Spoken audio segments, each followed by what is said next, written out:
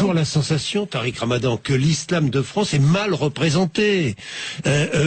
Quelles sont les voix qui parlent au nom?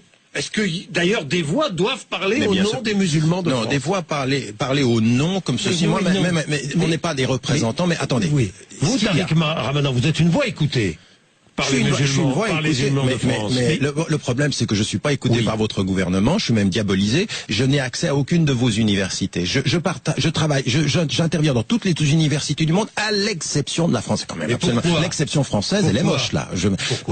Pour ce dont on a parlé tout à l'heure, c'est-à-dire que je représente quelque chose qui est gênant. Maintenant, sur le plan du terrain, il faut aujourd'hui que le gouvernement, comme les mairies, comprennent qu'il y a des gens sur le terrain qui sont plus représentatifs que d'autres. Maintenant, si on choisit, je veux dire, cette façon coloniale de choisir des représentants, je veux dire, je vais pas citer de nom pour être poli, mais je veux dire, quand c'est risible ce qu'on nous présente comme les représentants de l'islam de France, quelqu'un qui ne peut même pas parler le français, qui n'est écouté par personne, mais qui est choisi par le gouvernement. Tant que le gouvernement choisit à qui il parle, au nom de qui ils veulent que ce représentant parle, ça va pas le faire.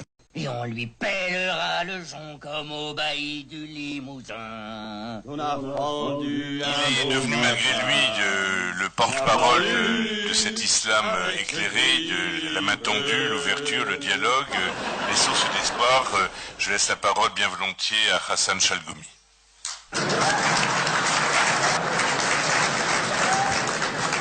Chers amis, chers Sami, je rends vraiment un vrai hommage à mon cher et mon frère Sami. C'est pas seulement pour le travail qu'elle a fait sur le 11 Saint-Denis, mais à l'échelle nationale. Je pars à Marseille, il me parle de Sami. Je pars à Nantes, il me parle de Sami. Et Sami, vraiment, c'est un frère. Que malgré les difficultés, les moments aussi qu'ils ont brûlé sa voiture, ce fameux au Palestine, et d'autres, et là je tiens vraiment tout remerciement par rapport à tout le travail que tu l'as fait, le soutien que tu m'as ramené, les moments difficiles que je trouvais à Drancy et ailleurs. En même temps, je voulais dire une chose, le discours qui était de cher mon voisin de droite, voilà, je crois qu'il a pris vraiment un chemin de droite, extrême droite, je crois peut-être. C'est pas, pardonnez-moi, ça c'est une parole d'un ami quand même, pardonnez-moi. S'il parle de l'islam, c'est pas un mufti quand même lui. Nous on a étudié des années. Ce sont des muftis derrière vous. Ils sont partis en Israël, sont menacés de mort. Si l'islam, elle, son fils, elle a payé. Son fils, il était assassiné. Si n'était pas courageuse, elle ne peut pas venir devant vous, madame, mesdames et messieurs. Dans ce cas-là, si on veut récupérer les jeunes, quand ils demandent pour prier, bien sûr, nous on ne prie pas, nous, mesdames et messieurs. Nous on va jusqu'à Israël pour montrer comme quoi l'islam, il n'a rien à voir. Je trouve que votre sécurité, c'est la nôtre. Votre bonheur, c'est la nôtre. Et on ne peut pas savoir si qui va aller au paradis, à l'enfer. On n'a pas la dernière liste qui vont aller au Marseille ou à Nantes. Dites-moi, pardonnez-moi, quand j'entends ce discours, il récupère pas nos enfants. Non, c'est tout à fait le contraire. Moi, je lui dis une vérité. Vous savez mon combat. Vous savez très bien, j'ai pas besoin de faire un historique. La majorité. Ce discours, non, il ne ramène pas. Ce discours, oui. Oui.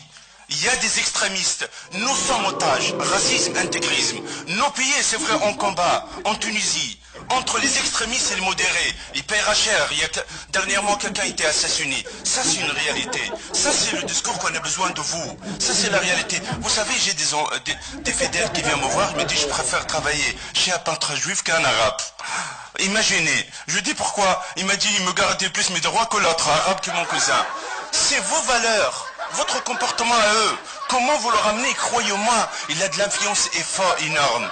Après qu'on retourne, pourquoi cette haine et cette barbarie? Le conflit israélo-arabe, tellement des années et des années, ça fait des histoires, des hadiths, des paroles de prophètes qui n'existent même pas. Des choses qui étaient inventées par le nationalisme arabe, par le Qawmiya al-Arabiya, qui étaient tournées, utilisées religieusement pour récupérer les Arabes, pour l'utiliser comme le système de Assad, comme le système de tel et tel, ça jouait aussi. Ils ont utilisé l'Azhar, ils ont utilisé Zaytouna, ils ont utilisé toutes ces références théologiques à des fins politiques, à des fins claires. Ça, c'est une. Deuxième chose, quand vous retournez, on retourne en France, on retourne chez nous. Nos jeunes, quand ils partent en Tunisie ou en Algérie ou au Maroc, ils parlent même pas l'arabe. Ils connaissent rien de leur culture. En général, sont rejetés, comme des immigrés.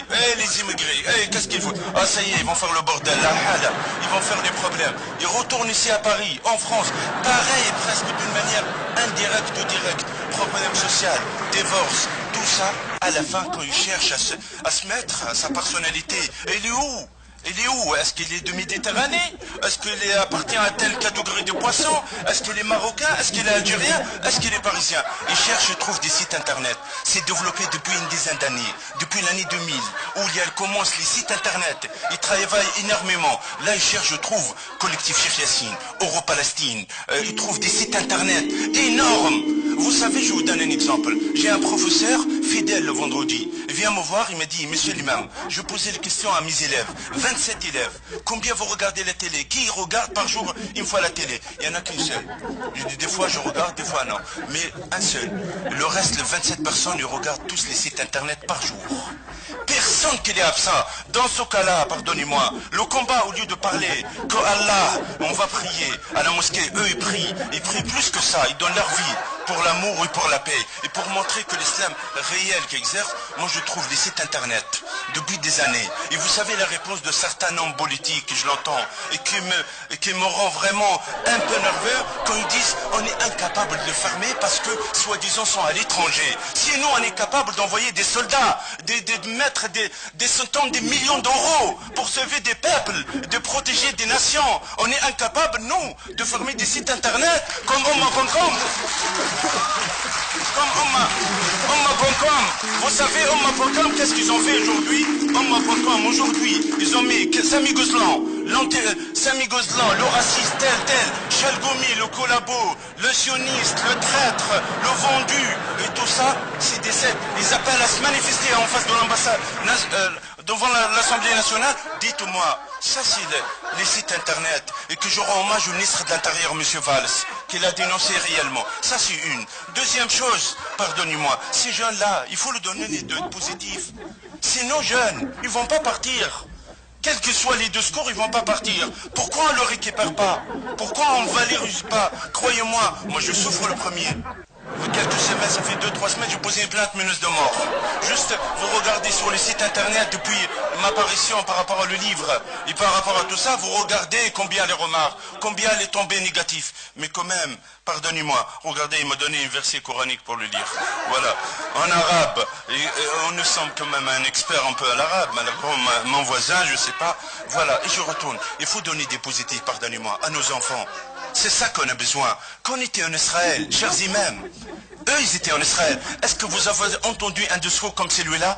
On était avec le grand bain d'Israël. On était à Tel Aviv. On était à Jaffa. On était à quoi? On était partout. On n'a jamais entendu quelqu'un dans ce cas-là. S'il faut que nous, on se rapproche plus, c'est pas avec un discours celui-là. Je trouve non. Il faut le donner hommage. Il faut qu'on lutte, c'est vrai. Il y a un changement dans l'islam. Il faut faire. Ça, c'est il faut une référence théologique. On appelle en arabe le marja'i al-faqihya. Ça, c'est le travail qu'on peut le faire. Il faut garder l'espoir. On n'a pas besoin de discours comme celui-là. Pardonnez-moi, je le répète encore. Garder l'espoir à nos jeunes, nos enfants, comme il y a l'imam Chalgoumi, l'imam Adama, l'imam Gassama, l'imam Tourabali, Madame Benzetel. Il y en a d'autres dans la communauté, croyez-moi. Il y en a d'autres. Merci beaucoup.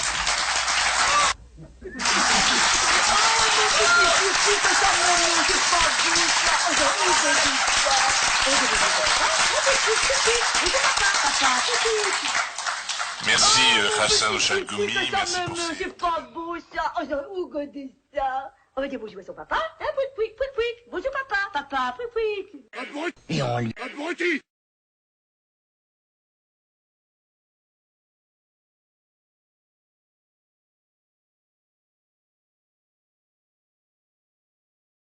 Hassan Chalgoumi, je rappelle votre livre Pour l'islam de France avec la collaboration de Farid Hanash, le Cherche Midi. Vous avez compris que c'est un discours qu'on n'a pas forcément l'habitude d'entendre dans la bouche d'un grand représentant de l'islam en France. Merci infiniment. Est-ce que vous pouvez, pour terminer, regarder la caméra ici et dire tout de suite d'autres infos sur la chaîne Info? Cette caméra-là. D'autres infos sur la chaîne Info. À vous. D'autres infos sur la chaîne Info. Allez-y, dites-le.